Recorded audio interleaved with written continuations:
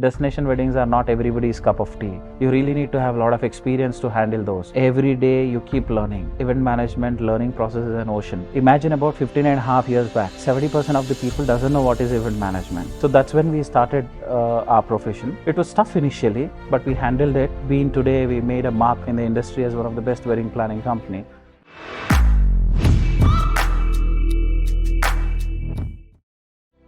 Akarshana Events has become exemplary in the wedding planning community.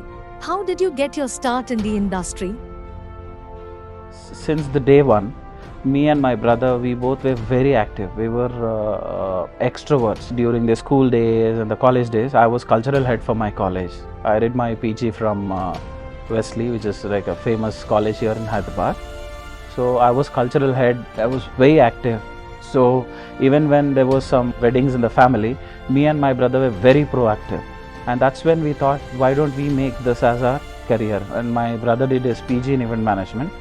So we both started the company 15 and a half years back. The journey definitely was fantastic, but it was not as easy as people see on the Instagram, when we post some beautiful videos, pictures of bride and groom, when they see us flying on private jet with the clients, they see it's a very fancy profession and all, but the 15-year journey, it's a rough ride, to climb a mountain and be on the top. It takes a lot of energy, thought process, too much of hard work. So this industry is not given by our parents for us. We are first generation businessmen, and this event management, imagine about 15 and a half years back, 70% of the people doesn't know what is event management, what they do exactly. So that's when we started our profession. It was tough initially, but we handled it, and today we made a mark in the industry as one of the best wedding planning company. I think it's a great hard work. What is the transition like from organizing a wedding in India compared to international waters, working with vendors in a foreign country and planning logistics to ensure a seamless wedding experience for your clients? Doing a wedding in India, where you're comfortable, you know the language, you know the people. Say suppose if I'm from Hyderabad, I'm doing a wedding in Hyderabad. It's very comfortable for me. It's like a cakewalk. I just make a call and just try to freeze in, because you have a lot of experience and people since quite a long time. But when you're working on a foreign waters, you really need to know them, know the vendors, and you need to know the particular country rules and regulations, the way they work. It's very important, and you really need to be a great understanding skills to do a wedding in other country. In person, basically, I am a very travel freak. Somebody who follows me on my social media and all. Personally, I like to travel. I've been to 14 countries, and we started doing a lot of research. Say suppose now today we have done 3 weddings in Bali. So I've been to Bali, been there for 15-20 days, met different event managers, went to different properties, have done a lot of groundwork, which property is good, worked on the climatic conditions of that country, started interacting with a lot of vendors and their attitudes and nature of working, style of working.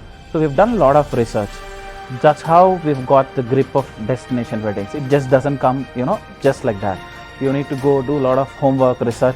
That's when you can really do a successful wedding in foreign waters. In our company, we have a policy where whenever we do an event, we come back and we see, like, we discuss about the event, where did we face an issue and how did you solve it, and we'll see that the problem doesn't repeat it the next time. So trust me, I swear, the same problem will never repeat, but the new one will pop up. So because weddings, there is no proper format for your some problem to arise or something like that. So it depends on the situation, sometimes climatic conditions, sometimes the flight get delayed. It depends on how you handle it. I want to tell you an example. Recently we've done a wedding in Bali. So we've done it's a 4-day wedding for 450 people. The checkout is supposed to happen at 11 o'clock and the flight is at 4 noon. So it takes 1 hour for all the guests to transfer from the hotel to the airport. So at 10 a.m. in the morning, I receive a call from the airline saying that there is a technical glitch and the flight might get delayed. and they'll only tell me about the delay after few hours. So we have a checkout, we have 450 people who's of the city, so you need to handle this. Now, say suppose I'm a cricket player too, I would like to tell an example. If you are a master, so if you're a good player, you can play in your own grounds. But if you are a master, okay, you can play in any grounds, once you are mastered the art, you can play it anywhere, if you're playing it in another grounds, you play it according to the pitch, according how's the pitch. So it's the same way. And what we did is, we've acted so fast. We have rescheduled, we've requested the hotel to put all the guests for a little more later time, and then the whole process goes haywire when some kind of situations like this happen. But the person who is mastered in event management, mastered in planning, super experienced, can only handle such kind of thing. That's what I've been telling in my past conversation. Destination weddings are not everybody's cup of tea. You really need to have a lot of experience to handle those. And we have been very successfully handled that, and client was super happy the way we handled it and handled that crisis moment at 11th hour. So yeah, event management learning process is an ocean.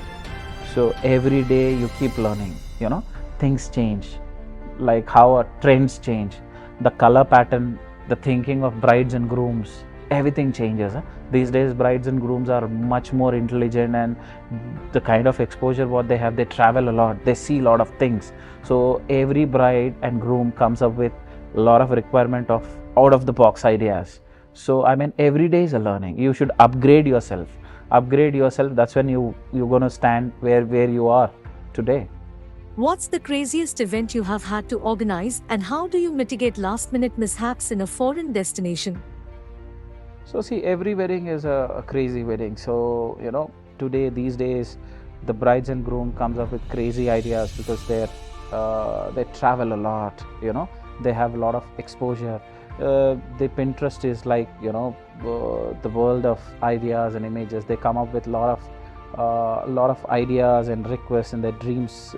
So every event is unique for us. But the recent one which we've done a wedding and destination wedding in Bahrain.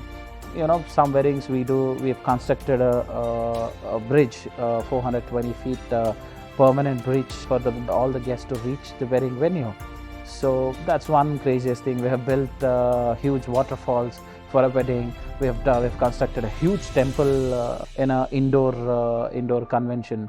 So every wedding is a challenge, new learning for us. Which destinations and venues would you recommend to couples looking to plan an unforgettable wedding? So see, there are great destinations across the globe and within India as well. If you see, Udaipur is really good. That's one of my favorite. We've done quite a number of weddings there in Udaipur. I like Jaipur as well. But coming to international, Bali, Mauritius, Bahrain, Turkey, but the new destination which is coming up is Egypt. I'm looking at personally Egypt now to explore. There are great hospitality and great services in Egypt as well. International destination wedding planning is a very competitive field. How was the ecstatic moment of bagging the prestigious WV award? Okay, so let me speak about the experience of bagging this one. So we won this for the best destination wedding planner of the year. So this year we've done 2 international weddings. We've done one in Bali and one in Bahrain. And this kind of awards gives us a lot of kick as an individual. This shows the achievement, and this is the resemblance of your hard work. But this also comes with a lot of responsibilities. At the moment, it took a lot of time for us to reach top in the pyramid and win such awards. But this also comes with a lot of responsibility. Once you take this award, you need to stand for this for the coming up years, and we are geared up for our next season as well. Now, say WV Connect, I personally feel like it is like a festival for all the wedding fraternity. So like when you have a wedding at your house, you keep meeting your relatives and all whom you don't meet generally in regular basis.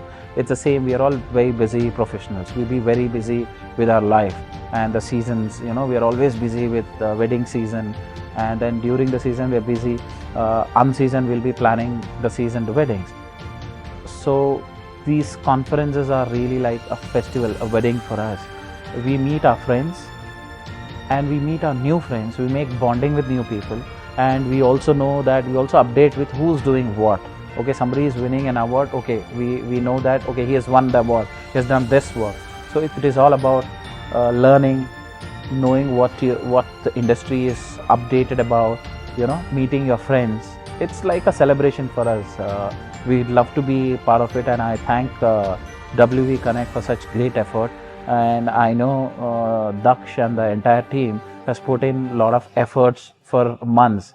I know how much it takes, what pain and what process it takes to do a conference, managing all the busy bees of the industry, catching them hold and then keeping them in one room for such long time. So until unless you have a great content, you won't be able to do that. And he's done a fantastic job, and I met a lot of my good friends, good old friends, and I made good friends, good connects in WV Connect. But this was like an eye feast. I don't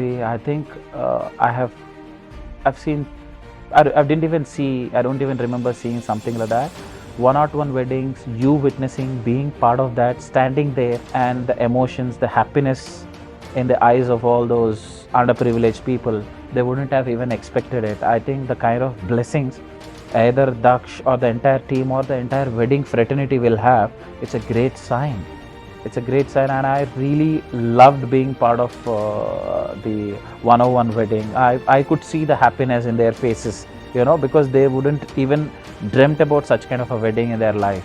And he made their dreams come true with that. It was fantastic. And I can also feel that day when once the Mangal Sutra is being done, I went personally. I think I met around 20-30 couples personally and then congratulated them, and they were like, we are also part of this, so you are also a planner, thank you so much.